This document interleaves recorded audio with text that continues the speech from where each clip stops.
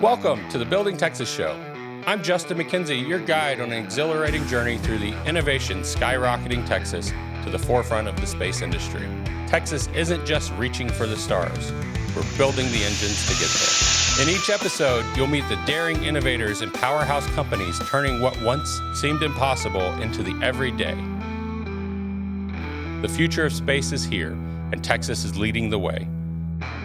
I am thrilled to be sitting here today at Intuitive Machines at Spaceport Houston is how I would describe it. Absolutely. We're sitting with retired Colonel Jack Fischer. We're going to go by Two Fish for the rest of the interview. You really are here at Intuitive Machines doing incredible things, and I appreciate you sitting down with the Building Texas show and talking about your experience, because you're an astronaut. You are a builder, and I really appreciate that you accredit your work ethic to everything you've been able to do. And we're going to dive into all of that today, but I want to start with, where did you first find space and say, this is something I want to be a part of? Yeah, I was actually here in Houston. My grandpa worked at Johnson Space Center, and I was down visiting, and back then the old Saturn V was sitting on its belly outside, getting rusty. And I just fell in love because you could see what humanity could accomplish if they worked together on something grander than anything you could do alone. And it lit a spark. From there, I just always very patriotic and wanted to serve my country and fly. And the Air Force Academy was just the place to go. So it one step after another, I kept chasing that dream and loving where I was at. But it all started here in Houston at Johnson Space Center. What an incredible testament to just making it visible. And I think of all of the Texas students that come through the Johnson Space Center throughout the year and what it could inspire and what it did inspire for you. When we look at that, going to the Air Force Academy, becoming a pilot, when did you first get in an airplane and sit at the yoke and fly? I flew a couple times before I went to the Air Force Academy, and I loved it. I think the first time I flew in a high-performance aircraft was probably after my freshman year. We have a program called Ops Air Force, and I went to Germany and flew in an F-16, and don't let my Eagle buddies hear this, but it was life-changing because I'm more about the adrenaline and living at the edge of crazy, and that really spoke to me. So that's when I fell in love, full-hearted with the idea of being a jet pilot. Chasing the jet pilot through Air Force Academy, had a great career throughout the Air Force from what I can see, and NASA does a great job of helping you tell your story as an astronaut. And I think what I took away most from that is the testament to all of the people that created that opportunity for astronauts to really go strapped to the top of the rocket and make it happen. It is the celebration of that work when it happens. But absolutely, it's a lot of people and decades at this point out of Houston that have really made that happen. Yeah, and when we did our crew poster, a lot of times the crew poster is some kind of goofy looking, movie poster or whatever. And, I had talked to Fyodor, my commander, and I'm like, hey, why don't we celebrate all the folks who helped us get here? And so on ours, there's the little crew along the side and then this huge globe. And we had all of our training staff and engineers and everybody who was part of the mission take a picture with either a blue, white, or green background, and then we made a mosaic of the Earth, and that's our crew poster. So all the pictures of those folks, because we're just the cherry on top of the sundae, and lucky ones at that, that wouldn't be able to do what we do without thousands of people working to do something amazing. And you said visible for inspiration. I think you inspire by doing great things. Yep. And that is what space affords, because it's that thing at the edge of your imagination that you can't quite almost believe it's real. And yet it is, because we came together to accomplish something amazing. And through that, you spent 136 days in space, 2 spacewalks. I've been asked to ask, what does space smell like? See, now everybody has some different thing, and it triggers, and we're all very convinced that we're right. I don't know that anybody's right, but to me, it smelled like burnt sunscreen. I don't know, and I'm positive. And you're like, well, why were you burning sunscreen? I'm like, well, I used to get a lot of sunburn, so that's what it just. I got a buddy, Comrade Bresnik. He's convinced it smells like split pea soup. Everybody has a different thing, but it is a very identifiable smell. It's the atomic oxygen, basically, when you open the hatch that's either on the suit or the spacecraft or whatever, and it's a recognizable and distinctive smell that everybody describes differently. Well, I appreciate you sharing that with me, and I never would have thought about the oxygen, and it's really that process that, because I thought of the vacuum of space, how would it have a smell? But you gave me some clarity there. And it has a smell. So in training, and I'm a kid from Del Rio, Texas. I grew up watching the T-38s come out of Laughlin. You spent some time training in Del Rio, and I mention it just because the idea of Texans looking at space. For me as a 5-year-old, it was inspirational. I want to be a jet pilot because I saw those jets going. You were there, you saw it. A lot of people might say Del Rio feels like the moon to some, but what happens in those rural bases where people like you are training and we're really out there? There aren't many Air Force bases with fighters that are anything but rural, so you get pretty used to it. I mean, I was stationed at Edwards twice, and that's really the middle of nowhere. You focus on your family and your squadron and your the camaraderie.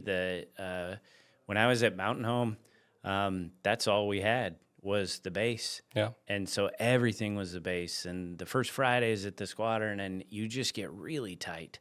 As far as the communities itself, they really become a part of it. Yeah. And I think that is, what, as we have established the Texas Space Commission, the charter is not for Houston to get all the money and the focus for space. Absolutely not. We have commissioners from all across the state. Secretary Wilson is one of those commissioners. She's in El Paso. We are focused on the spaceport in West Texas for potentially a reentry corridor. Obviously, Boca Chica is growing by leaps and bounds. With Elon moving out, you have Van Horn. With Blue Origin, you have McGregor. You have all these pockets of development and the space economy, and the state's focus on it and growing it posture us to really dominate the next phase of human evolution with just having a big voice in space. And I'm excited about it, no matter where you live. And that's the message I want to get. I really appreciate the Texas Space Commission coming to life again and really putting that economic development focus. And then taking a step further, Governor Abbott, when he announced it, he really challenged our academic institutions to focus on aerospace as a future of our economy in Texas. And that drives down into the public school system at elementary all the way up. You were inspired at 6. How do we continue that?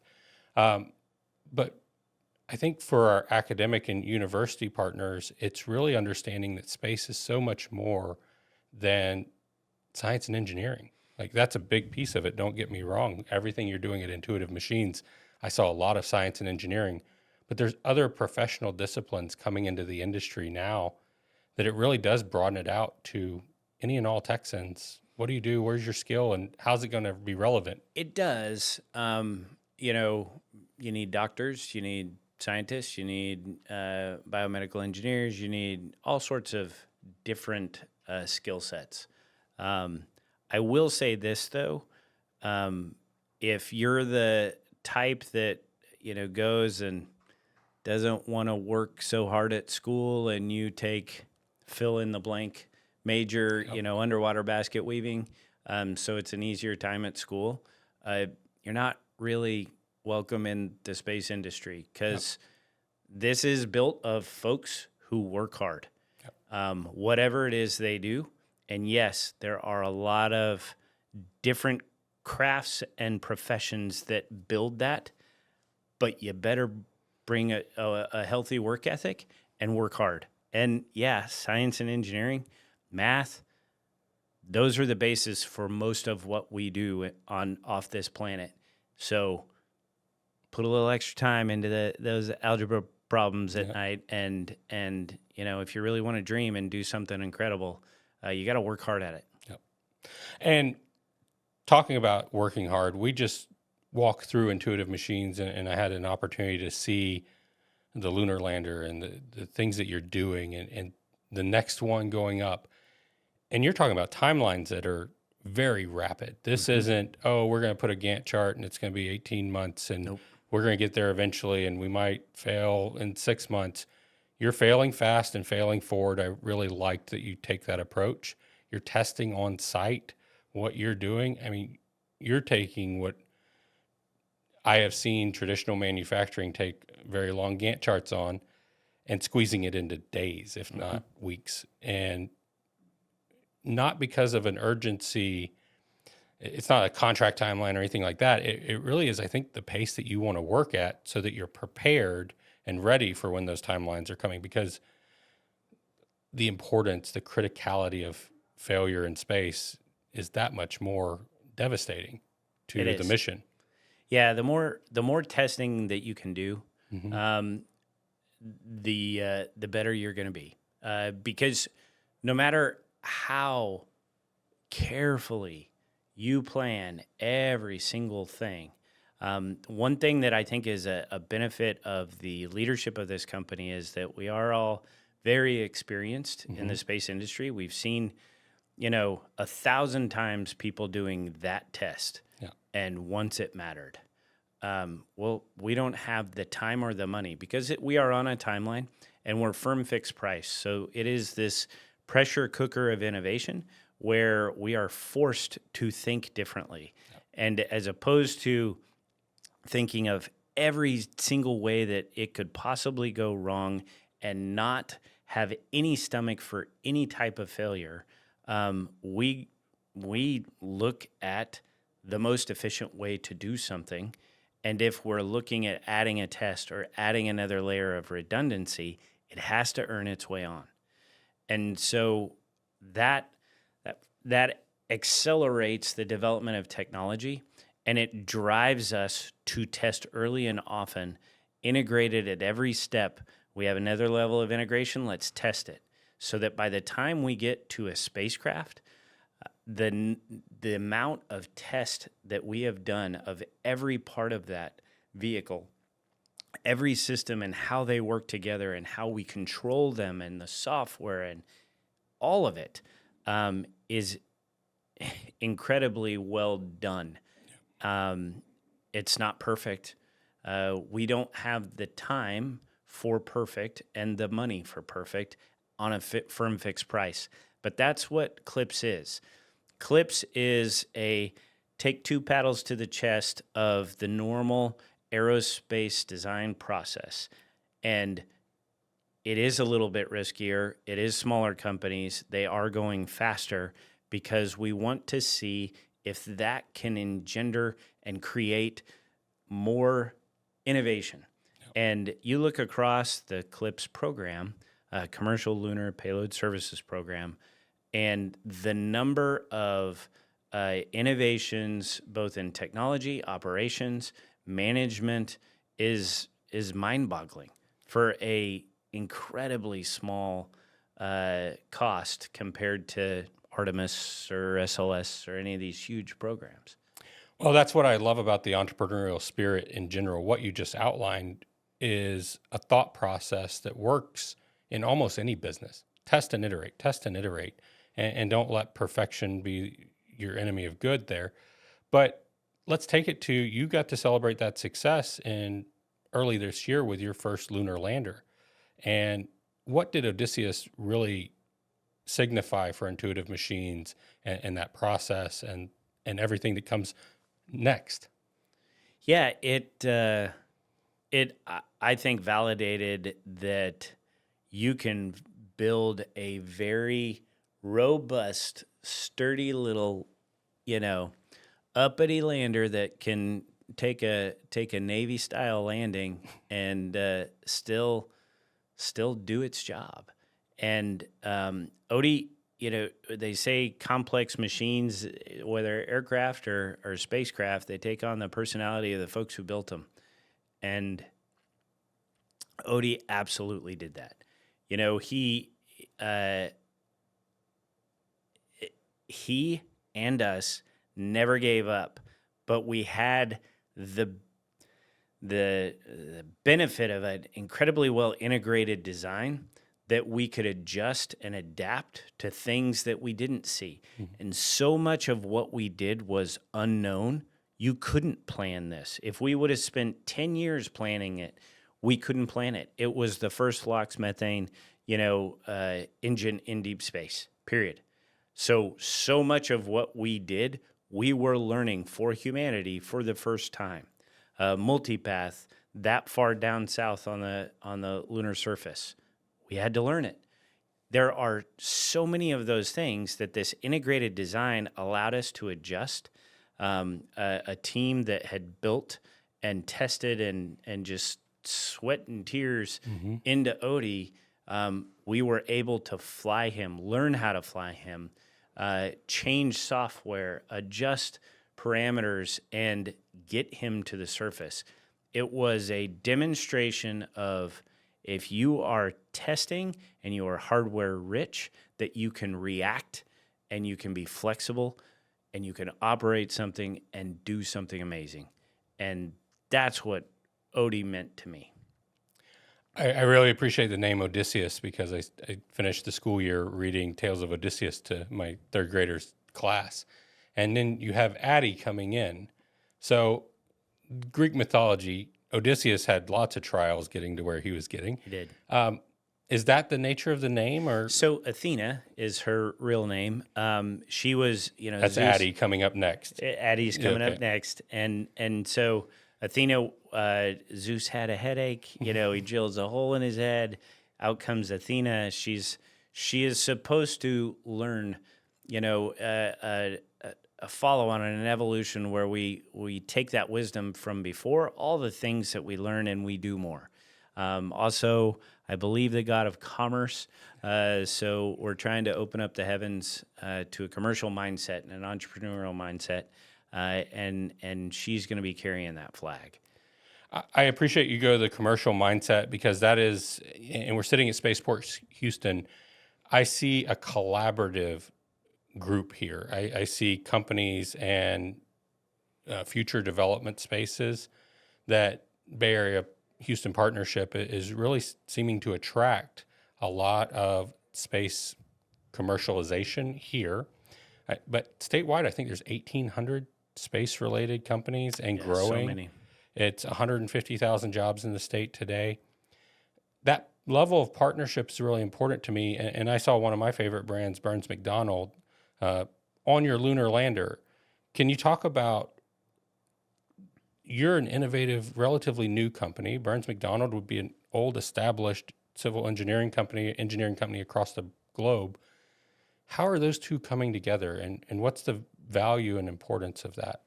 Yeah, so it started, my oldest brother works for Burns McDonnell. I asked him, as we are going into designing and building this facility, I said, hey, Paul, can you maybe get on the phone with me and Steve Ultimus, the CEO, and kind of talk us through what this process would look like? We had talked to several other development companies, all had strengths and weaknesses and everything else. Paul gets on, and he has 17, VP level folks from around Burns and McDonnell. There's, I think, 17,000 people in the company. It's a huge company. And, we talked for 3 hours. Yeah. And just dove into, it wasn't fair. It was like when I was flying the Raptor, people are like, what was it like flying that plane? Well, it's not fair. Yeah. You just beat everybody up with that plane. Burns and Mac beat everybody up. The capabilities. They were so good. And so we started with them, and they started the process with the charrette, where they came in and they just deep dove our company. They who are you? What are you doing? What is the technology? How are you scaling? What's next for you? What's this contract, that contract? They got so deep into who we are that they were able to create what we are. And now you're testing rockets here relatively close to residential and everything else, but they've built a safe place for that to occur. Absolutely. And that doesn't exist anywhere. They invented it. But that's speed to market. That's constant testing. That's in your own backyard. And they are and continue to be great partners that we'll always work with. Because that, the flame range that you mentioned where we do our test, we invented it. We go, it'd really be great if we didn't have to drive out to the taxiway and take 16 hours with 20 guys to do 4 or 5 hours of test. It's incredibly inefficient. It's hot. We're not fast enough. We're never going to get there. Yeah. And what if we could do that out the back and we just built a big concrete box around it? And a year later, from the first time that we drew something on the board until we were making fire in that facility, was a year. It was 8 months from putting the first shovel in the ground. And let me tell you, when you try to get permits for a rocket test facility, when nobody's ever even heard that, if it was an oil test facility around here, they'd know. Yeah. But we could have built the thing in 6 months. At least a few of those months were just going through and educating people. And Burns and Mac did that. And so now we can test for $40 a second LOX methane when our competitors with different systems are 3 orders of magnitude more expensive. But that's the power of innovation. It is. And partnership. And when you really get to the core of what Intuitive Machines is trying to solve, speed is critical. It is. What's next for Intuitive Machines? You have Addy going up, and where else should we be looking for you? Yeah, so we're our mission is to build that infrastructure and services to enable everything, to enable humanity's next steps and evolution in the solar system. We focus on delivery, so that's Addy. That's the next larger lander, as well as the lunar terrain vehicle on the surface. Data and analytics.